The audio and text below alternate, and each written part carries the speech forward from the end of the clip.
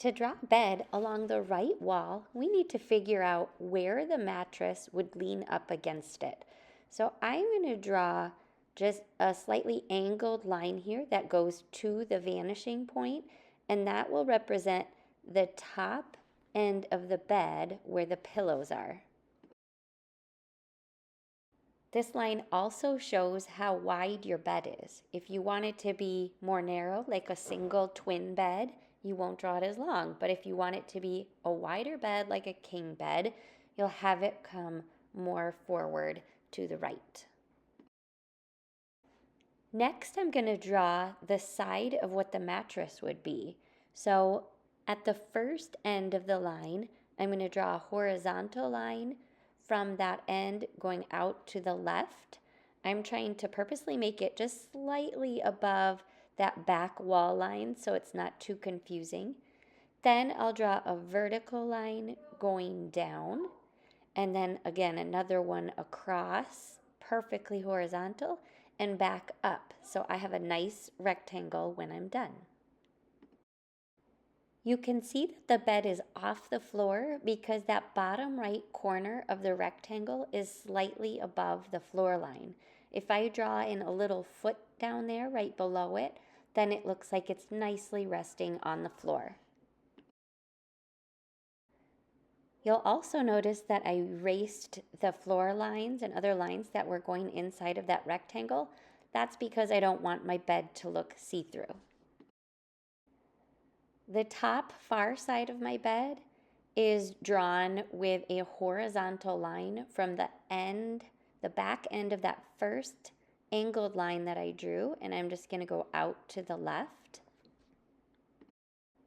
Now it's time to finish off my cube, so to speak, or my rectangular prism.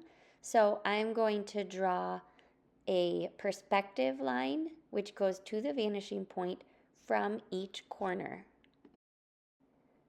These two lines on the end of the bed here look almost vertical because they're just below the vanishing point.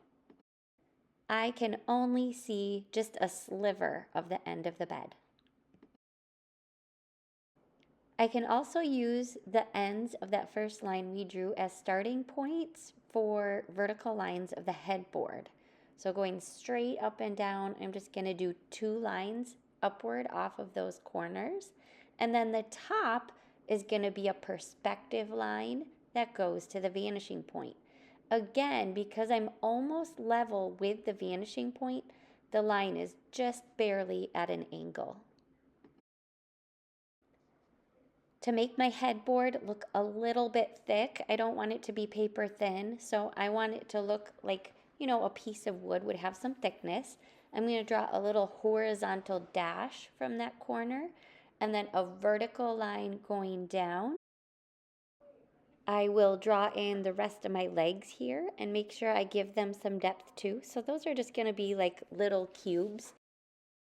Just to remind you, any piece of furniture that has sides that are facing you, those parts are going to be like perfect squares or rectangles. The sides that are not facing you, that are going away from you, like farther, deeper into the room, those are going to have angled lines that go to the vanishing point. So here's a quick check. All of the lines that I drew are either perfectly vertical, perfectly horizontal, or directed to that VP. Now my next question is, what can you add to your bed to make it look a little more interesting and lifelike?